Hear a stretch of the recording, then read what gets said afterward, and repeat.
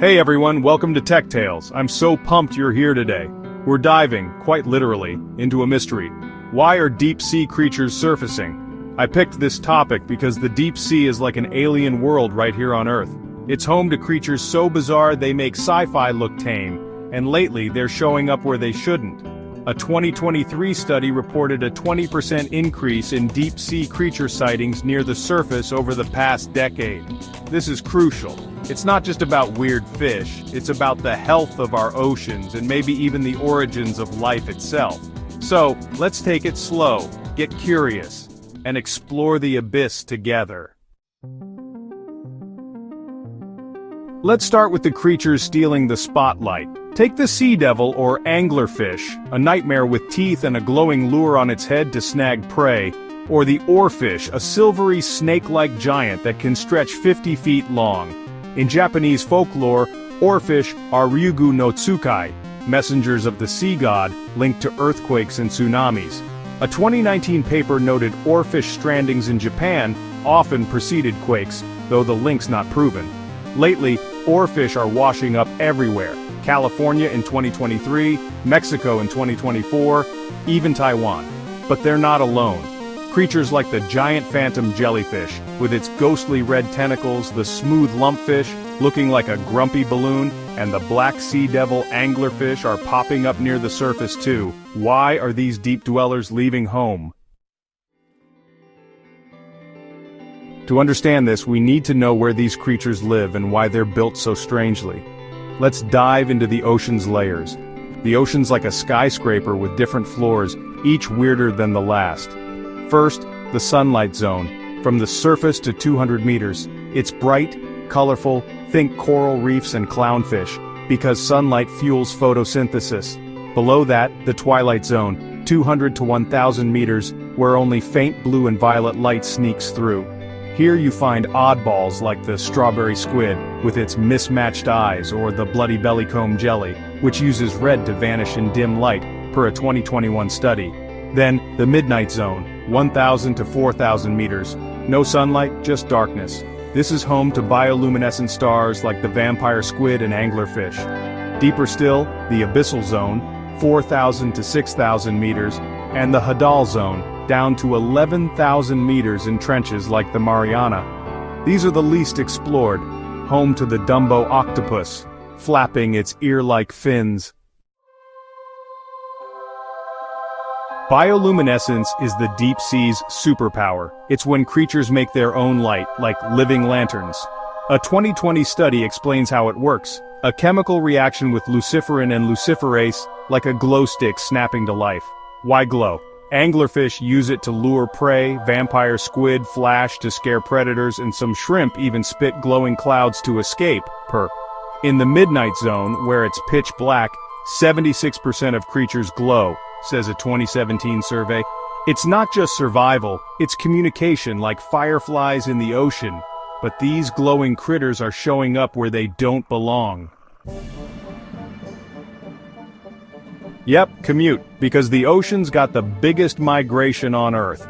Every night, millions of creatures, from tiny plankton to squid, make a journey called Deal Vertical Migration, the largest migration on Earth. They swim from the twilight and midnight zones to the surface to feed on phytoplankton, then dive back before dawn to dodge predators like sharks. A 2018 study estimates this moves 10 billion tons of biomass daily. It's been happening for centuries, but we only noticed during World War II when sonar operators saw a false seafloor rising at night, per a 1948 paper. Normally, deep-sea creatures like oarfish stay deep during the day. So, why are they lingering near the surface or stranding? Something's disrupting their world. Climate change is hitting the deep sea hard. Surface waters are warming. 2023 was the hottest year on record, per NOAA, with ocean temperatures up 0.15 degrees Celsius since 2000. But the deep sea stays cold, creating a barrier that stops oxygen from mixing down. A 2022 study found oxygen levels in the midnight zone dropped 20% in 50 years. Deep sea creatures need oxygen too, so they're forced to migrate permanently toward the surface where there's more. This exposes them to predators, sharks, seabirds, and risks their survival. A 2024 paper predicts deep-sea species will shift faster than surface ones as temperatures climb, potentially disrupting food webs. Imagine oarfish dodging fishing nets or anglerfish facing sunlight they're not built for. Climate change isn't the only threat, there's something even more immediate: deep-sea mining. Deep-sea mining is a growing danger. Companies are eyeing hydrothermal vents, hot, mineral-rich spots on the seafloor, for gold, silver, and rare metals.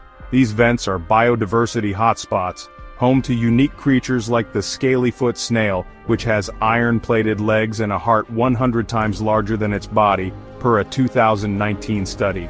Mining could wipe them out before we even understand them.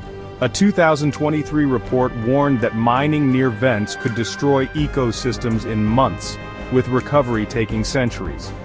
The UN's International Seabed Authority regulates this, but pressure from mining firms is intense. Some want permits by 2026. Over 3 million people have signed petitions to stop it, led by groups like the Deep Sea Conservation Coalition. Here's where it gets frustrating. Some politicians like Donald Trump in the United States or Narendra Modi in India push policies that ignore climate change or promote deep-sea mining for profit. A 2024 Guardian article called out Trump's rollback of environmental protections, favoring fossil fuel allies, while Modi's government has eyed deep-sea mining in the Indian Ocean, according to Reuters.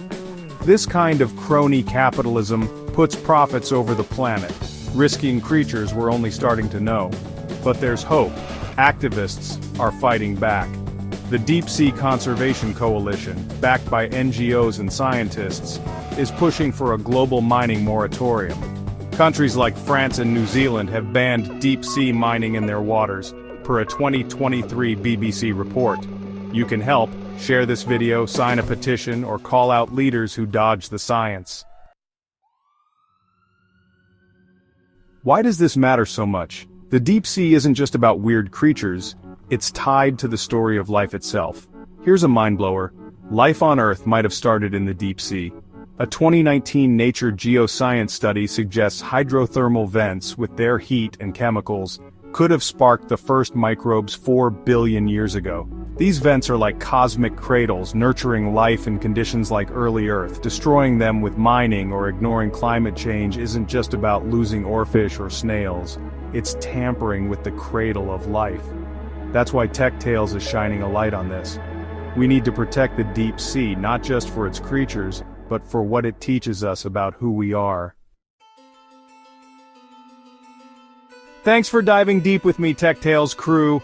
If you loved this journey into the abyss, hit that like button and subscribe for more science and tech adventures. Hit the bell so you don't miss our next wild story. See you in the depths.